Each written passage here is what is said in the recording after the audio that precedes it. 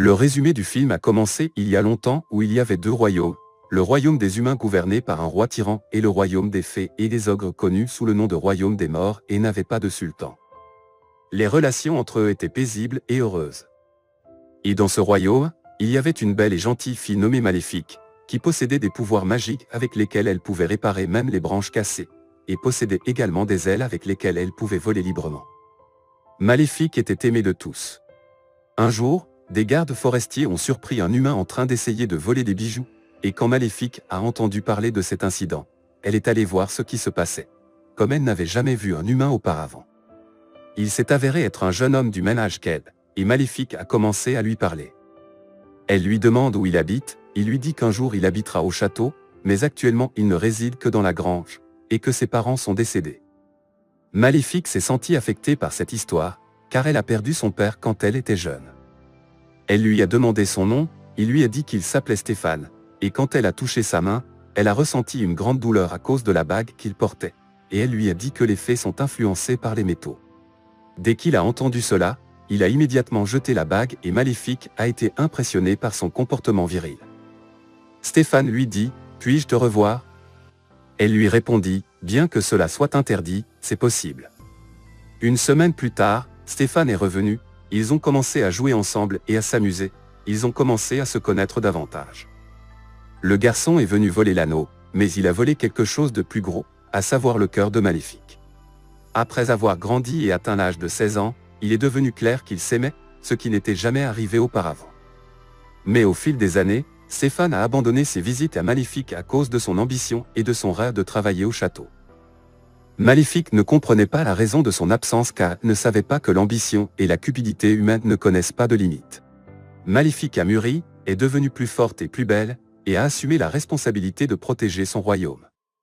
Sans avertissement, le souverain du royaume humain a décidé d'attaquer la forêt des fées et de s'emparer des richesses qui s'y trouvent.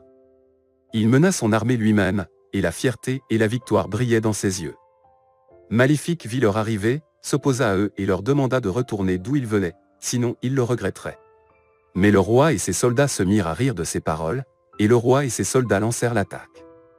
Des créatures inconnues émergèrent de la forêt, appelées les créatures des ténèbres, et elles les anéantirent sans pitié, ne laissant que quelques soldats survivants. Maléfique demanda au roi de ne plus jamais revenir, et quand elle s'approcha de lui, le bras qu'il portait la brûla, car il était en fer. Le roi rentra dans son palais humilié, triste et honteux de lui-même. Il ordonna à ceux présents d'annoncer à tous que celui qui apporterait la tête de Maléfique épouserait sa fille et qu'après lui, il serait le successeur du royaume humain. L'un des serviteurs entendit les paroles du roi, alors il se rendit au royaume des fées, et il s'avéra que ce serviteur était Stéphane lui-même. Stéphane a mis en garde Maléfique que le roi cherchait à l'éliminer, et il est venu lui dire cela pour qu'elle prenne ses précautions. Malgré une absence si longue, Maléfique lui a pardonné, elle lui a parlé de ses inquiétudes, et ils parlèrent ensemble en se remémorant les beaux jours de leur enfance. Mais hélas, le rusé Stéphane n'est pas venu pour son désir ardent pour elle ou sa peur pour la vie de Maléfique, mais est venu pour la tuer. Il lui a offert une bouteille d'eau avec un anesthésique, Maléfique l'a bu et s'est endormie. Il voulait la poignarder mais ne pouvait pas. Mais le fauve trouva un autre stratagème, il coupa ses ailes et les offrit au roi en prétendant l'avoir tuée. Dès que le roi vit ses ailes, il fut ravi et décida de marier sa fille à Stéphane, le désignant comme son successeur. Quant à Maléfique, elle goûtait l'amertume de la trahison, et aurait préféré mourir plutôt que de vivre et de voir ce crime odieux contre elle, et elle était déçue par celui à qui elle avait donné son cœur. À partir de ce moment, Maléfique commença à détester non seulement Stéphane, mais tous les humains. En se promenant dans l'une des fermes, elle a vu un chasseur qui avait attrapé un corbeau, elle l'a sauvé et avec sa capacité magique l'a transformé en humain, il est devenu son assistant, elle l'a nommé Diaval. Après cela, elle l'envoya au château pour lui apporter les nouvelles du nouveau château. Le corbeau est venu vers elle et lui a dit que Stéphane avait épousé la fille du souverain et était devenu roi. Maintenant, Maléfique comprenait pourquoi Stéphane avait coupé ses ailes et l'avait trahi de cette manière cruelle. Elle ressentait encore plus de haine envers lui et son seul objectif était désormais de se venger. Les jours et les mois ont passé, et le corbeau Diaval est revenu avec une nouvelle, disant à Maléfique que Stéphane a un nouveau-né et qu'il se prépare à le célébrer. Cette nouvelle la réjouit, et le roi Stéphane invita tous les nobles à célébrer la naissance de sa fille. Soudain, Maléfique entra sans prévenir et jeta un sort à la petite fille avec une incantation dangereuse. Ce sort s'activera le jour de son 16e anniversaire, elle va se piquer le doigt sur une roue à mandrin, ce qui la fera tomber dans un sommeil profond pour la vie. Stéphane commence à supplier Maléfique et lui demande de lui pardonner ce qu'il lui a fait, mais Maléfique s'avoure de le regarder et a le cœur brisé.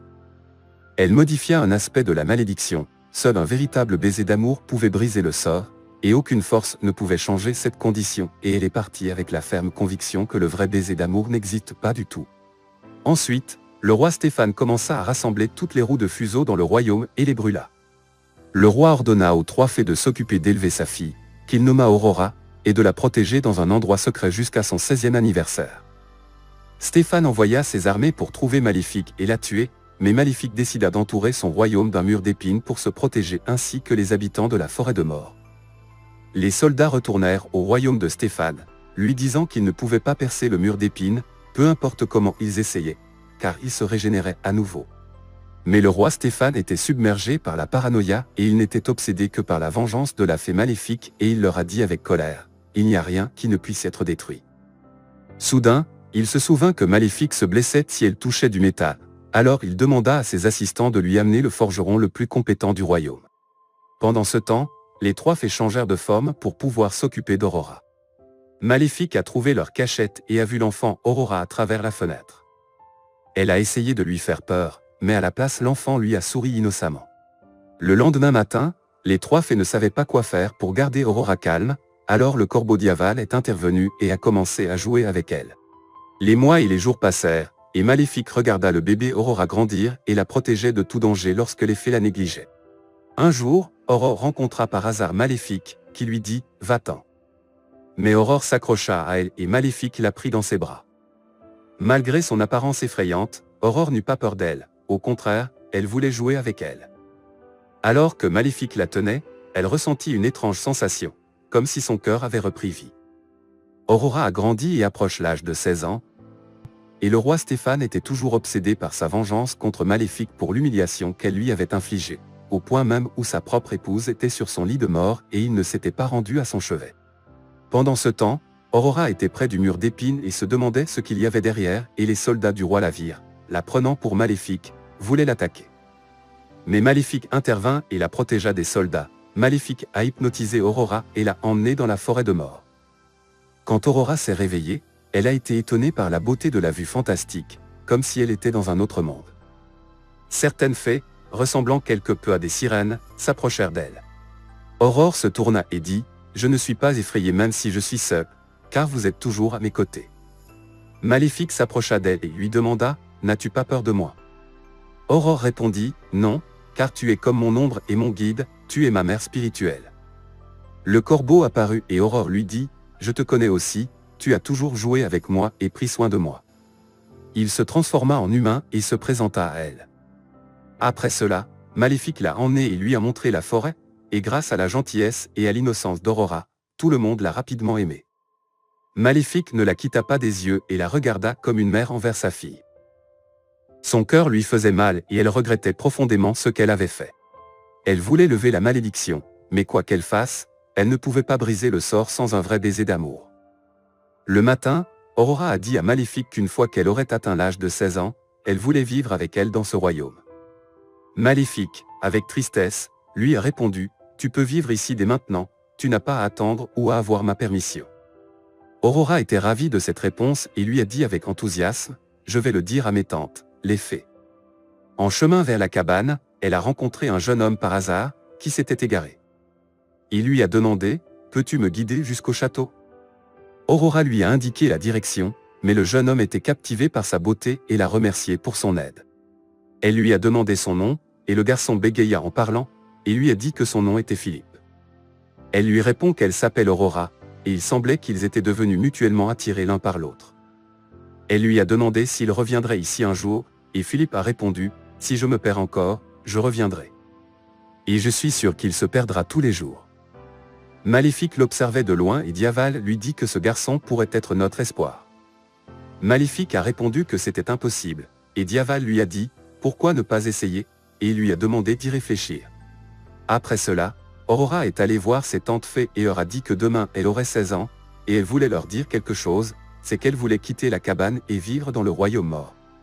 Les fées ont refusé et lui ont dit qu'elle devait les accompagner chez son père comme nous le lui avions promis. Aurora a été choquée et leur a dit « Ne m'avez-vous pas dit que j'étais orpheline ?» Les fées lui ont tout raconté, de son père à la fée maléfique du début à la fin. Aurora est sortie en pleurant, se dirigeant vers Maléfique, et lui a dit « Quand allais-tu me parler de la malédiction que tu m'as lancée ?» Et je lui ai dit qu'elle était la personne la plus méchante de ce monde. Maléfique ne pouvait pas se défendre car elle savait très bien que ses erreurs ne seraient pas pardonnées. Aurora a quitté l'endroit et est allée au château de son père. Maléfique a demandé à Diaval de trouver le garçon avec qui Aurora avait rencontré pour la sauver. Aurora est arrivée au château et son père l'a vue, elle l'a serré dans ses bras, mais le roi n'a montré aucun amour pour sa fille. Au contraire, il était en colère contre les fées parce que le jour convenu pour la ramener était le lendemain, et il a demandé aux gardes de la verrouiller dans sa chambre de peur qu'elle ne soit maudite. Aurore est entrée dans sa chambre, et la malédiction a commencé à l'attirer jusqu'à ce qu'elle atteigne le cachot et appuie son doigt sur la roue du fuseau, faisant ainsi tomber Aurore dans un sommeil profond. Le roi Stéphane était furieux et se sentait profondément attristé de trouver sa fille plongée dans un sommeil sans fin, et il a accusé les fées de ce qui lui était arrivé. Et les fées lui dirent « Et qu'en est-il du vrai baiser d'amour dont la fée maléfique nous a parlé ?» Et le roi a répondu « Il n'y a pas d'amour véritable. » Pendant ce temps, après que Maléfique ait retrouvé le jeune Philippe, elle l'a endormi et l'a introduit furtivement dans le palais du roi Stéphane. Lorsque Philippe se réveilla, il se retrouva dans la chambre de la princesse Aurore pendant qu'elle dormait, et les fées lui expliquèrent ce qui lui était arrivé et lui demandèrent de lui donner un baiser d'amour pour qu'elle se réveille. Mais malheureusement, le baiser de Philippe n'a pas réussi à la réveiller. Maléfique était très triste et est resté près de la tête de la princesse en lui demandant pardon, regrettant le jour où la haine avait pris le contrôle de son cœur, réalisant que ce qu'il restait de son cœur était perdu devant ses yeux. Maléfique a embrassé le front d'Aurore, les larmes inondant ses yeux, et alors qu'elle partait, Aurore s'est réveillée avec un sourire innocent sur son visage, lui disant « Bonjour, ma mère spirituelle. Il semble qu'il y ait un amour plus grand que l'amour entre amants, c'est l'amour maternel. » Alors que Maléfique et Aurore décidaient de retourner dans la forêt de mort, elles ont découvert que le roi Stéphane et ses soldats avaient tendu un piège à la fée Maléfique, l'encerclant dans un filet de fer et la mettant en danger de mort. Heureusement, le corbeau Diavel est intervenu, il s'est transformé en dragon et a commencé à attaquer les soldats et libérer Maléfique du filet de fer. Maléfique a ensuite demandé à Aurora d'entrer à l'intérieur avant que les flammes du dragon ne l'atteignent, et pendant sa fuite, Aurora a trouvé les ailes de Maléfique à l'intérieur d'une cage et les a libérées. Pendant ce temps, le roi Stéphane avait encerclé Maléfique, qui avait minutieusement préparé cette journée. Il lui dit « Comment te sens-tu quand tu n'as aucune aide ? Même le dragon Diaval a été renversé. » Stéphane était sur le point de mettre fin à la vie de Maléfique, mais soudain, Maléfique découvrit que ses ailes lui étaient revenues. Elle leva les yeux et apprit que c'était Aurora qui les avait libérées, et Maléfique retrouva sa force et sa liberté à nouveau. Les soldats l'ont attaquée avec force, alors elle s'est dépêchée de quitter le château tout en se défendant. Soudain, Stéphane l'a attrapée et elle s'est envolée hors du château. Elle le conduisit hors du château et lui dit « Cela suffit. » Maléfique ne voulait pas le tuer, juste pour le bien de sa fille. Alors qu'elle partait, Stéphane l'attaqua par derrière, tomba du haut du château et mourut. La vie de l'oppresseur se termine toujours horriblement. Après cette guerre acharnée, Maléfique et Aurora retournèrent dans la forêt de mort. Maléfique ôta les épines qui séparaient les deux royaumes et couronna Aurore reine du royaume humain. Ainsi, les deux royaumes furent enfin unis, le mal disparut et le bien apparut. Résumé de cette journée, c'est terminé et merci d'avoir regardé et abonnez-vous à la chaîne pour plus de résumés de films d'animation.